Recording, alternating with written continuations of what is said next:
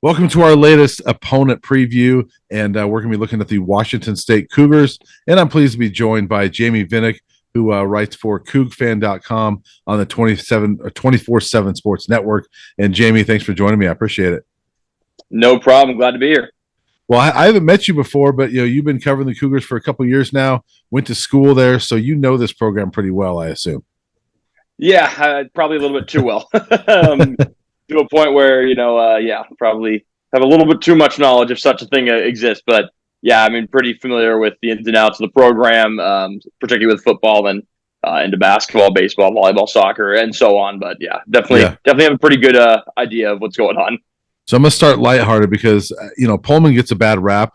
I like actually, I don't mind flying. I was flying to Spokane, make the drive. I don't mind the drive down there, but I have to say that every time I've covered football down there, it's been miserable for the Buffs, and the weather seems to be miserable. So I'm just curious what it's like for you. Do you like covering football and being in Pullman?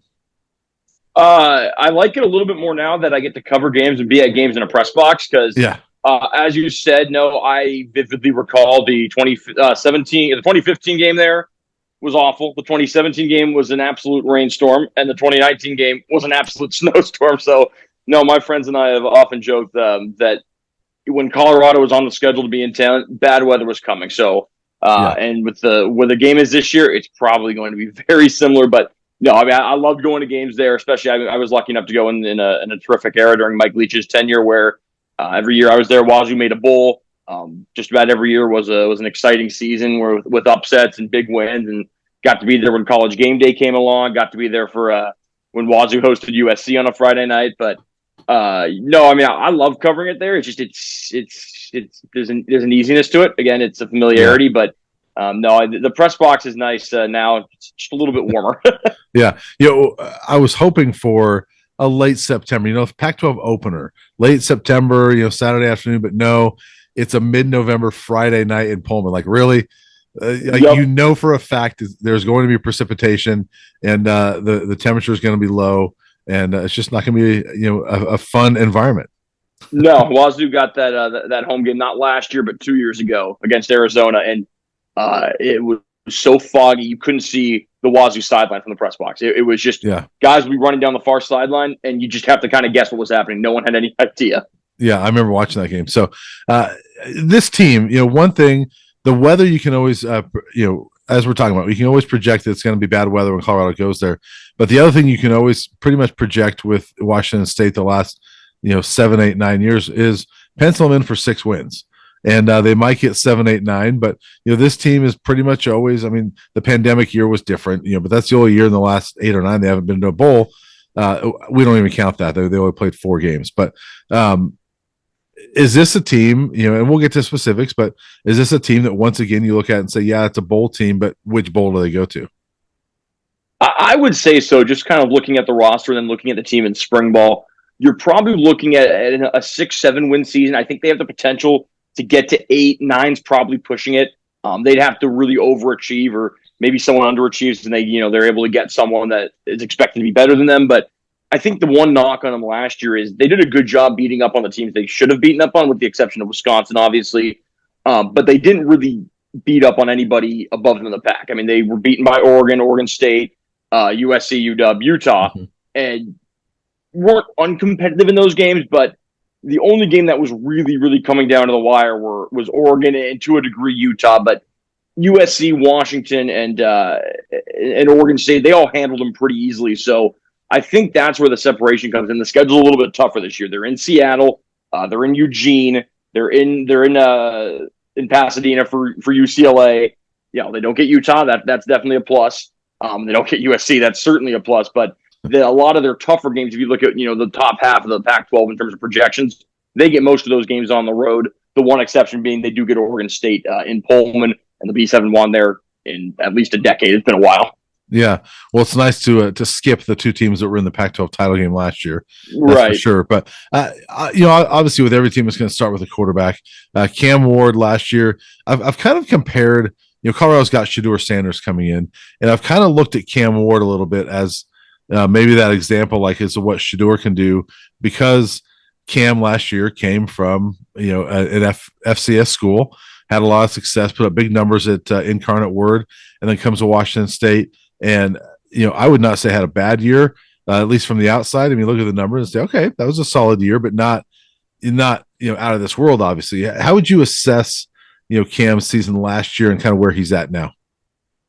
I think last year there was a bigger jump than I think most expected. I think there was the hope that he would be able to replicate what he did at Incarnate Word. Maybe that was too optimistic at the time, but there were some definite learning curves. You saw that there were plays even you saw in spring ball of last year where there's a throw that's complete against the Southland Conference defense. That's not complete against a Pac-12 defender. Yeah. And then you start getting to really, really elite Pac-12 defenses, and it's a little different. I think the one thing he did well throughout the season is he shut his turnovers down.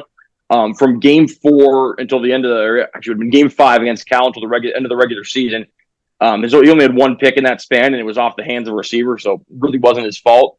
And I think a lot of his play was limited because he did not have a good offensive line. The Cougar offensive line was not good last year. And his receiver play wasn't good. The receivers did not do a good job blocking, especially on screen plays. The hands were inconsistent. They didn't get a lot of separation. So I think he was decent. I think there were instances where he needed to be better and could have been better. But I also think that the talent around him just did not play up to expectations or to what the standards have been at offensive line, at receiver. Running back was pretty solid, but they were injured. They had guys. They were down to their 4th running back for a couple games. I think there was frustration a lot of times with Eric Morris and the never-ending bubble screens that they seemed to run. But a lot of that was because there was just no faith in the offensive line, and it was it went a couple of years without really getting developed before Clay McGuire came back, and then there were injuries. I mean, in the last half of the season, the starting right tackle, Fa'alili Fa'amoe, he was playing defensive tackle as recently as last January, a year and a half ago. And suddenly, hey, you're a starting right tackle in critical Pac-12 games. So I think he had a decent season, and I think that his ceiling was limited, partially because I think there was a bigger jump than expected, but also because he just didn't have the protection. He didn't have the weapons around him that you need to be successful. Yeah, you mentioned protection. He was sacked 46 times last year, which is quite a bit. And they've added some guys in the portal. I mean, it looks like they've lost a lot of people in the portal, but and not a ton back. I think it's 10 guys that they've added in the portal, but an offensive lineman, a couple of receivers. Do you feel like that the weapons around or the people around Cam are better to where this offense can be better?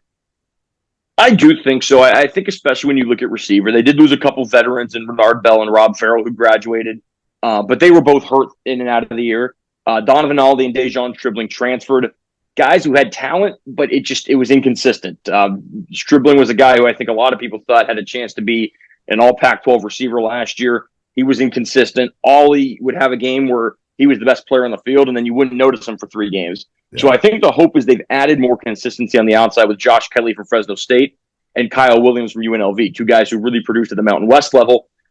Some depth in the slot with Isaiah Hamilton from San Jose State, and then really a big play threat in DT Sheffield, who's from Northwest Mississippi Community College. So you're hoping those 4 are going to kind of be a little bit more of what you need for this offense to click. And then they've got a guy, Carlos Hernandez, is a freshman.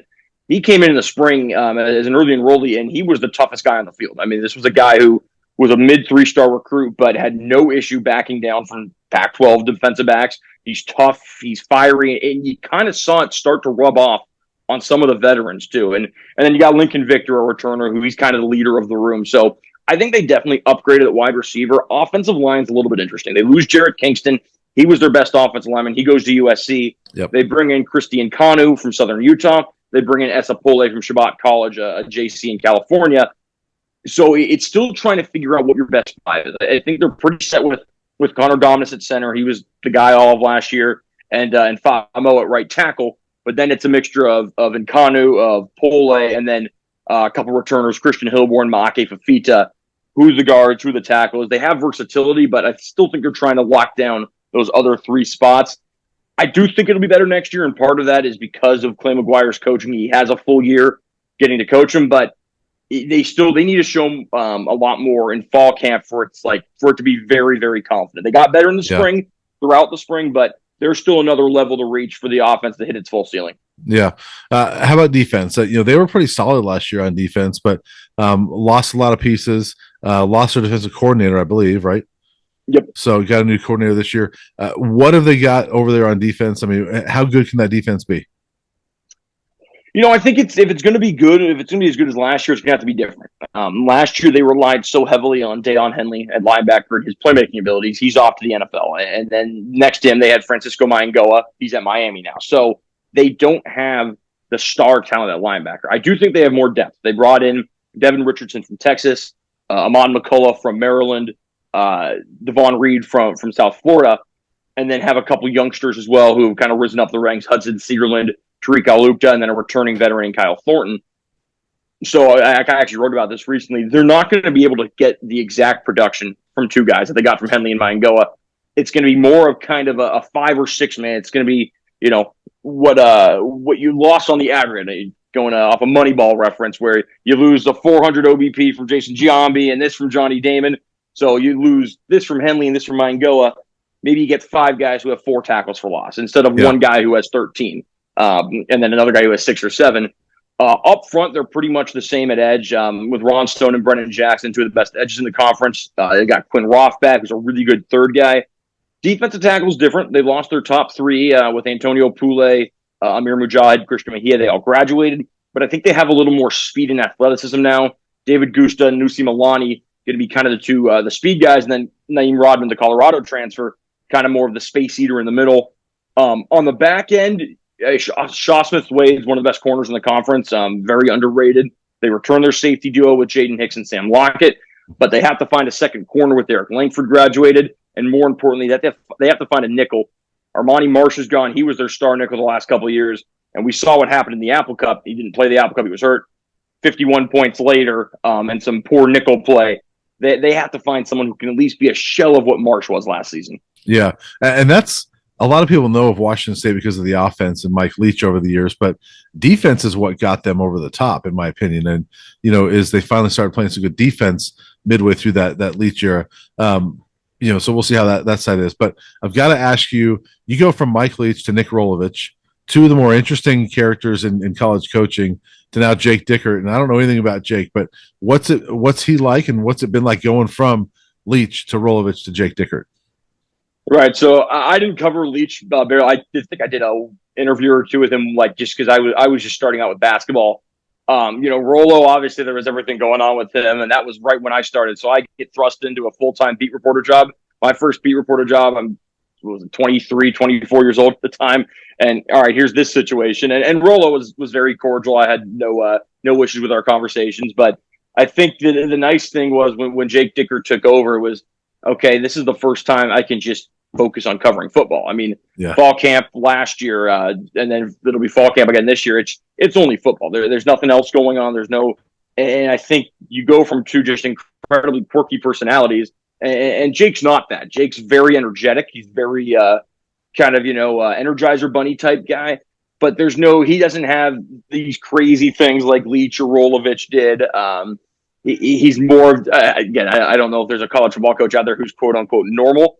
Yeah. But there's not a bunch of drama, at least not yet, knock on wood, that's going on with Dickert behind the scenes. He's very, he cares a lot about the media.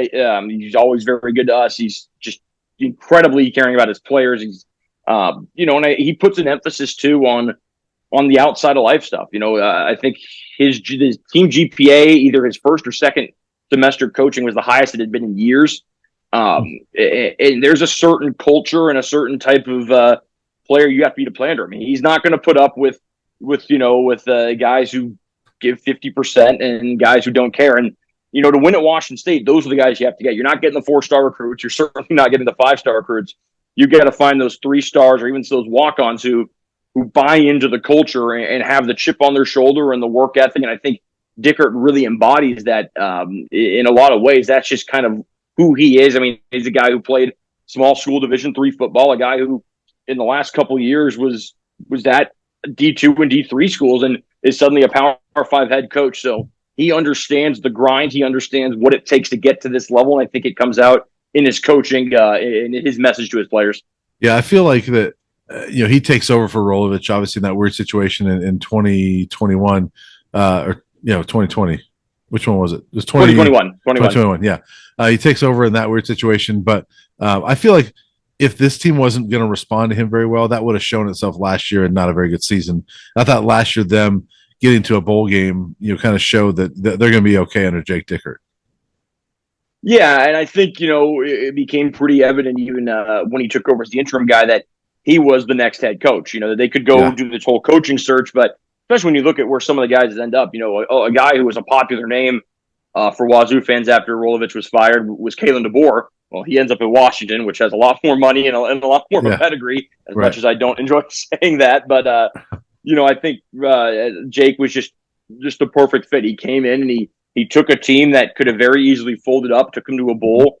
Last year, same thing. Maybe they didn't have the same ceiling that they wanted, or didn't get maybe the 8-9 wins they were hoping for. But, he also went in and made changes. He looked at the season and said, our strength and conditioning wasn't good enough. And he changed his entire strength staff and said, because it was Washington State was outscored in the fourth quarter. I don't have the number in front of you. It was something like 49-6 over the last two games. I mean, they were dominated late in games. And he said, that's not okay. That's not good enough.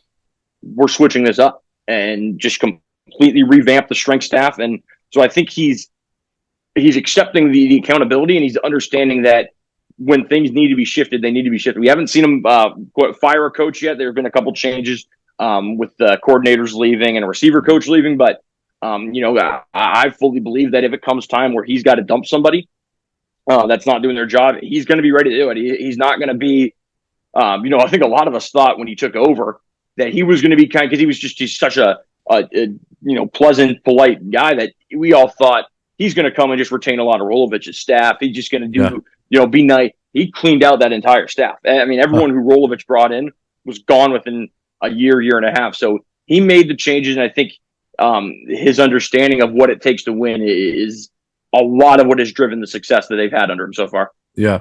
Well, it'll be interesting to see what they do this year. Like I said, I always pencil them in for at least 6, and it sounds like you're, 6 to 8 range. So we'll see how well they do. And I don't know if I'm looking forward to seeing you in Pullman, in November. I'm looking forward to seeing you and meeting you, but we'll see if this year's trip to Pullman is any better weather-wise than it's been in the past year. So highly doubt it. Highly doubt it. Well, look forward to seeing you at least, and I appreciate it very much. And we'll talk to you the rest of this season. Yep. Thanks, Brian. Appreciate you having me on.